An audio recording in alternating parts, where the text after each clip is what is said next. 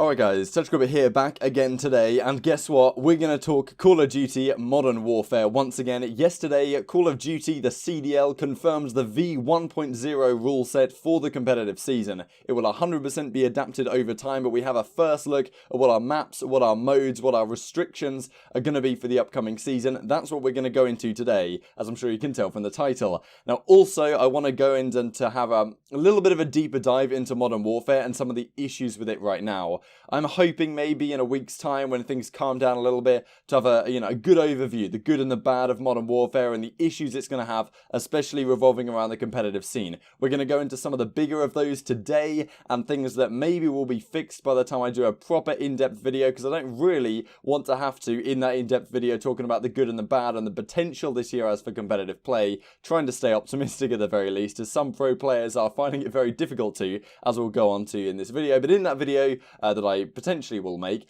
I don't really want to focus on glitches and things that will eventually be fixed, so that's what I'm going to go into today, some of the issues, and hopefully they will be fixed in the near future with any luck. So yeah, like if you guys enjoy, subscribe if you are new as always. Of course, leave your thoughts down in the comment section below, as of course you will.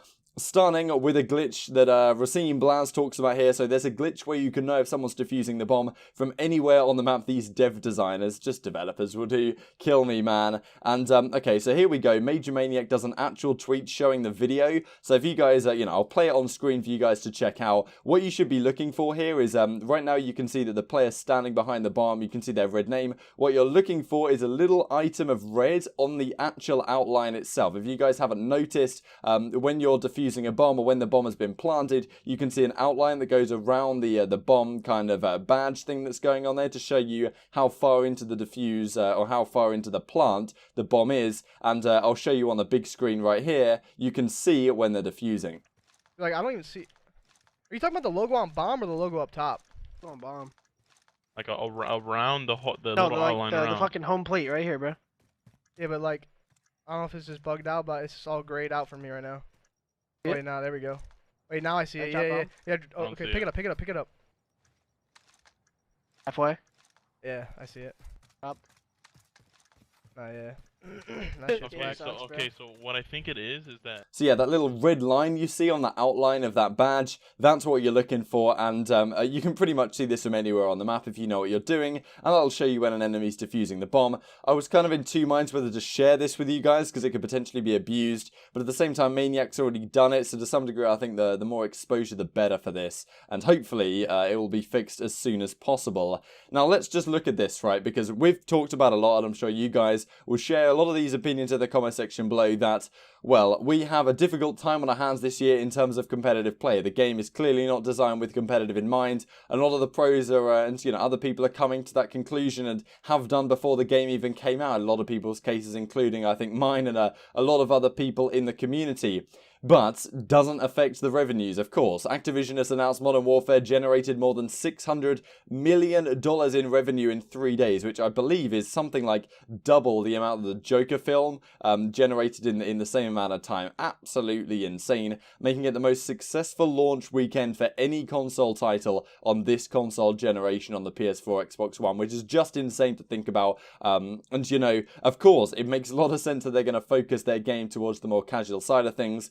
Clearly, they're not focused on competitive play this year, and I think that will become clearer and clearer as we go through the rest of this video. So just wanted to go over last night, there was a TV2 Gunfight tournament hosted by Go Boom. These were some of the teams. Crimsix and Shotzi ended up coming away the winners, and at some point they actually played up against Shroud and Skadoodle. Now, Shroud and Skadoodle, if you guys don't know them, legendary former CSGO players now turned streamers, of course. If you guys don't know Shroud in the gaming community, then, maybe you're not following closely enough. And yeah, so Shroud dropped a donut in this match against Crimsix and Shotzi on like this 2v2 gunfight map of Gulag Showers. And that's pretty incredible stuff. Throwing one up for the console gang, right? Being able to, get a dominant performance out against PC guys using console, using a controller.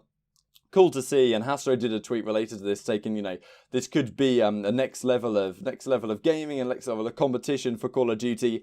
I'm very skeptical about allowing PC and, you know, mouse and keyboard to ever be used in Call of Duty, because I think that'll, you know, take away from what the current pros, their skill sets are. I don't even think it works as well on PC. There's something about it on console which just seems to make way more sense. Maybe that's just nostalgia or something else talking, but, you know, not the topic of today's video. So yeah, Krim and Shotzi winning. Aiden and Lacefield actually come second. If you don't know Aiden, he's a Fortnite professional player, big deal in the Fortnite community, and Clayster and Illy get that third place trophy.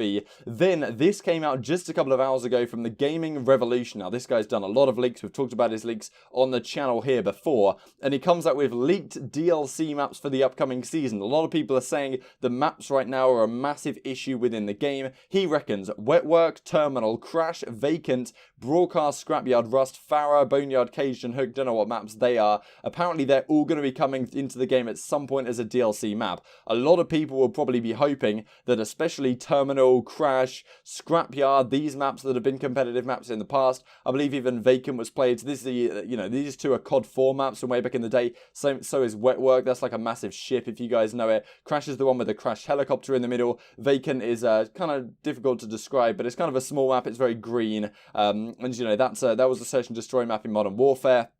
Scrapyard's a Modern Warfare 2 map. Rust as well coming back for you guys who, you know, like to settle any beef you might have on a 1v1 snipers only on that map. But there's definitely some potential competitive maps in here, especially Terminal as well, that of course was played in the past as well, in Modern Warfare 2, Modern Warfare 3.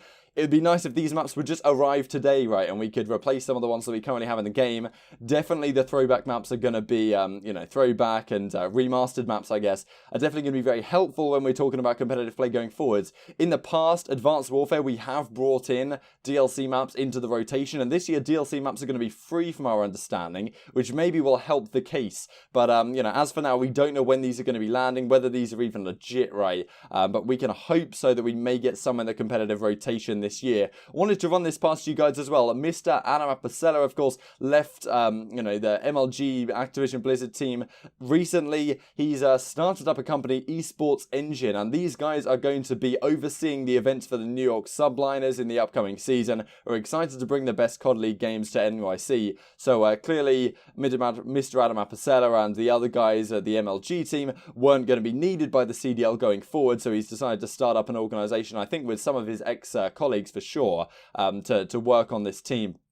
Now let's go into the big stuff here. This is the V1.0 rule set announcement. Competitive Call of Duty rules adjust over time. The rules below do not represent the final competitive settings, but an initial set of rules to kick off the season. Competitive settings have been developed between league administration and representatives of the Call of Duty League players, coaches, but you know, a lot of players are seeing this and saying like, yo, domination, if I didn't spoil it already, if you guys hadn't noticed the title, domination's a thing. I think a lot of players and coaches are seeing this thinking like, damn, is that really the case?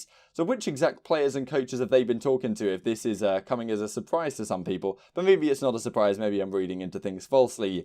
With the game having been released last week, we recognise our final map set will need to be further refined. That said, well, you know, maps and modes may change at a later date. So maps and modes, possible modes will change, but this is clearly what they're looking for at the current time. And of course, let's just hop right into it. Here we go, maps and modes list. This is what we're looking at. Search and Destroy, Domination, and Hardpoint. Of course, Search and Destroy is going to be a guarantee. These are the maps that are played right now in the competitive side of things. Arklov Peak, Azir Cave, Gunrunner, Hackney Yard, Piccadilly, some Petrograd. Domination's coming into, we'll go into that in just a second, and Hardpoint. A few of these maps actually have decent rotations, as we went over yesterday, that have since been fixed. The interesting one, of course, here is Domination, and bringing this back. A lot of people would say that they would have preferred to see Capture the Flag in this year's game. And there's definitely some opinions back and forth that have gone out on Twitter about this. Just before we go into the restrictions, I thought I'd look through some pro-player thinking. Goonjar comes out and says, I know you guys won't believe me, but Domination is better than Hardpoint. I'm sure you guys will probably question this down below, but I'm kind of ready to think about it. I don't know about Domination being better than Hardpoint, but I do think Domination being better than CTF as an alternative mode, which isn't even in the game to my understanding. I don't even think it's in custom matches, or like custom games, whatever. Domination being better than CTF, in my opinion, it could be believable. And, you know, maybe Goonjar's just talking about this game more generally because people have been scrimming hardpoint last night. And maybe I'll put a picture of Clayster, not a picture of Clayster, why would I do that? A video of Clayster talking about after hardpoint scrims on screen right now. And because he wasn't having the best time. Oh, man. See, like, dude, I hate being pessimistic. I always try and be optimistic. I always try and, like, be like, oh, well, you know, it's a AAA game, whatever. But, like, dude. How in the I'm disabling. How in the fuck do you release a game where the fucking game mode doesn't even fucking work with the setting that you released? So this is what Zero comes out and says. CTF would not work in this game. It's that simple. Now, Method says, I think CTF would be the best. You know, Method's kind of a player who would like CTF, given his playstyle very slow, very, you know, wait in a building, wait in a head glitch, etc. And Zero says, I don't think Respawn works in this game at all. Slasher then says, am I missing maps of my version or game or something? What map would CTF work on? I think on all our current maps, CTF would work better than you know, Headquarters, Hardpoint, Domination. Silly says, like, you know, what are you chatting, Sunshine? Is there any other responses to that? I'm confused at how you think you're coming to that conclusion. What reasons? I could literally run the flag through doors and close them as I'm full sprint still. Hide and spawn 10 million spots. Stronghold was annoying with one spot to cap in. You know, and I think this is the key point here from Slasher 8. Capture the flag. A lot of people are saying, oh, boots on the ground game might work perfectly. The key point for boots on the ground is that the key point for capture the flag is that it's always worked on maps that are simple 3-lane designs. The way that capture the flag works is you have one flag in each spawn, you have a 3-lane map. You can, you know, you decide that you're going to push down one lane on the map, try and cap the flag or bring their flag back and run it down one side of the map while your teammates come off spawn and lock down the other two where the rotations would come through. When maps don't work in that traditional style, it's much more difficult for CTF to work effectively and get a good flow going. You guys might remember if you watched Black Ops 3 and even World War 2 to some degree, right? It was very, very campy, especially on Ardennes Forest, on Stronghold as Slasher talks about. All the way in the back of the map there were some spots you could sit with an assault rifle and you could just wait there, right, and play the flag and not even worry about it. Slash's point about the doors as well was something I hadn't even thought about. Run through a door, close it behind you. How do you even get shot at? You know, no chance. You can just run straight through. So that's another key point to consider. And also, given like where the amount of windows and the amount of corners and the amount of spots that you could hide in at the back of the map and how far back a lot of these maps go, it'd be very difficult to think of a CTF that would have flow. I think it would play a very, very campy style. I think it'd be very, very boring to watch. And, you know, I'm not eager to jump right into that. So I'm kind of happy that CTF isn't in the game. Whether Domination, of course, is the right replacement, I don't know. I'm happy to go with Hardpoint. I think Hardpoint's a staple of Call of Duty. Has been for the last several years. I think it's a fantastic game mode, even though it might not right now work so well in Modern Warfare. We said the same thing at the beginning of Infinite Warfare, right? Infinity Ward's last game, the spawns were awful, etc, etc. They fixed them up, it played great in that game towards the end, and it was a very competitive mode. So I'm happy to go with Hardpoint. I don't think many people are going to have gripes against that. It's really about this third mode that's interesting. And another key point with Domination that we've seen in the past. The last time we've seen Domination was Call of Duty Ghosts, right? That's when it was last in the game. That's the only time I think it's ever been in Call of Duty, unless we're talking way back in the day. And I think even then it was Demolition, Sabotage, these kind of modes. Now in Ghosts, the key point about Domination was you could neutralize flags. If you were on a flag for 5 seconds, it'd become neutral. If you capped it for 10, then it would be yours. That's a key point right now, I think, to turn the tide a little bit. I think that adds a key amount of depth to the game to make it somewhat interesting. Going to be very difficult to capture flags in this game, and the fact that if you're on the flag for just a little bit of time, you can neutralize it was a key point, I think, in helping teams stay in the fight. But that's maybe something we can talk about in coming days. Let's go through some restricted items. So primary weapons right now, I couldn't even speak there for a second. Primary weapons right now.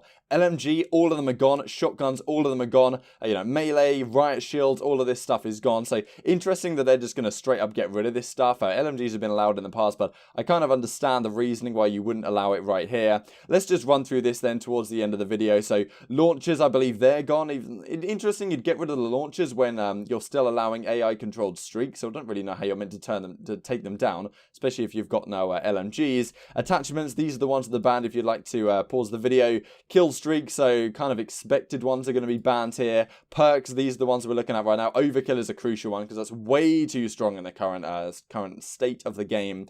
Yeah, lethals, claymore, of course, all of the stuff we're expecting, and field upgrades as well. These are gone, but crucially, dead silence is indeed allowed. So yeah, I'll leave you with these thoughts from Jordan Kaplan. Hope you guys enjoyed the video. Like if you did, subscribe if you're new as always. Thanks for watching. Leave your thoughts down below. I'll see you next time.